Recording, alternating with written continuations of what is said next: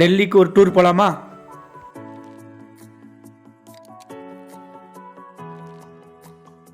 அனைவருக்கும் வணக்கம் மக்களே.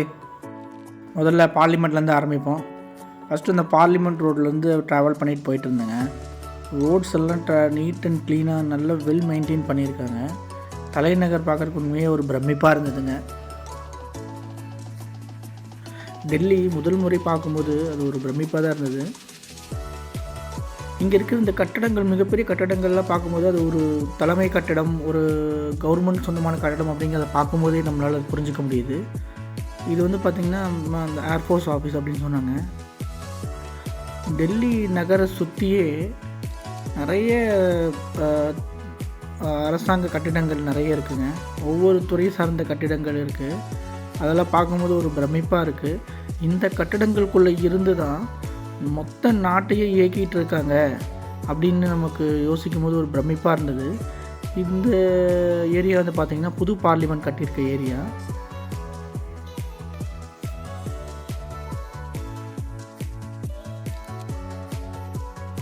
இந்த கட்டடங்களில் பார்க்கும்போது ஒரு பழங்காலத்து ஸ்டைல், ஒரு வின்டேஜ் லுக்கு கிடைக்கிற மாதிரி எனக்கு ஃபீல் ஆச்சு.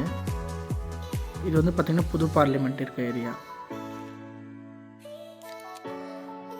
அதே மாதிரி இந்த நகர் முழுவதும் பார்த்திங்கன்னா அங்கங்கே நிறைய கட்டிடங்கள் இருக்குது. ஒவ்வொன்றும் வந்து பார்த்திங்கன்னா விருந்தினர் மாளிகை, மினிஸ்டர்ஸ் மாளிகை, அப்புறம் எம்பி மாளிகை, இந்த மாதிரி எல்லாமே இருக்குங்க. அப்படியே பேசிகிட்டே படுத்து இந்தியா கேட் கிட்டே வந்துட்டேங்க. உண்மையிலே இத்தனை நாளாக இந்தியா கேட்டை நான் டிவியில் தான் பார்த்துருந்தேன். நேரில் பார்க்கும்போது ஒரு பிரமிப்பாக இருந்ததுங்க. நீங்களும் பாருங்கள். இந்த இந்தியா கேட்லேருந்து ஆப்போசிட் இந்த ரோடு போகுதுங்க. இந்த ரோட்டில் தான் அணிவகுப்பு பரேடுகள் நடக்கும் அப்படின்னு சொன்னார். அது எல்லா சுதந்திர தினம், குடியரசு தினத்தன்று அன்றைக்கும் நான் டிவியில் பார்த்துருக்கேன். அது முதல் தடவை அந்த இடத்த நேரில் பார்க்கும்போது ஒரு பிரமிப்பாக இருந்தது. நீங்களும் பாருங்கள். அப்புறங்க இந்த டெல்லி சுற்றுப்பயணத்தில் பெரும்பாலும் நான் எந்த ஏரியாலையுமே காந்தி சிலையை நான் பார்க்கவே இல்லை.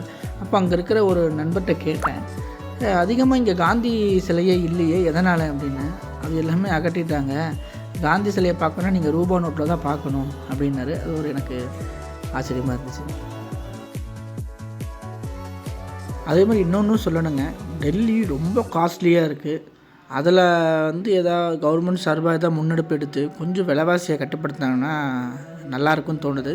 பட் எனிஹவ் அந்த பொருளாதாரத்துக்கு ஏற்ற மாதிரி தான் அங்கே இருக்கும்.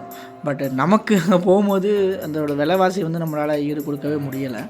நம்ம ஊருக்கு கம்பேர் பண்ணும்போது ஜாஸ்தியாக தான் இருக்குங்க. பேசிகிட்டே இந்த இடத்த கடக்கும்போது நூற்றுக்கணக்கான ஆட்டோ ஒரே இடத்துல நின்றுட்டு இருந்ததுங்க. நீங்களும் பாருங்களேன்.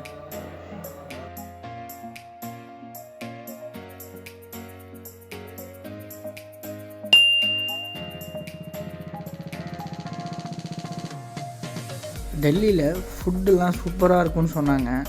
ட்ரை பண்ணலான்னு பார்த்தா ரொம்ப காஸ்ட்லியாக இருக்குங்க. நம்ம பட்ஜெட்டுக்கு தாங்காது போல்.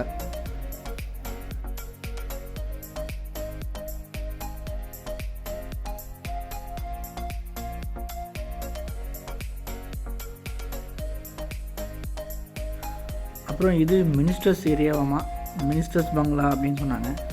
அந்த கூட்டத்தொடர்கள், நாடாளுமன்ற கூட்டத்தொடர், இந்த மாதிரி கூட்டத்தொடர்கள்லாம் நடக்கும்போது மினிஸ்டர்ஸ்கெல்லாம் இங்கே தான் தங்குவாங்களாமா. அப்படியே பார்த்துட்டே போனேன்.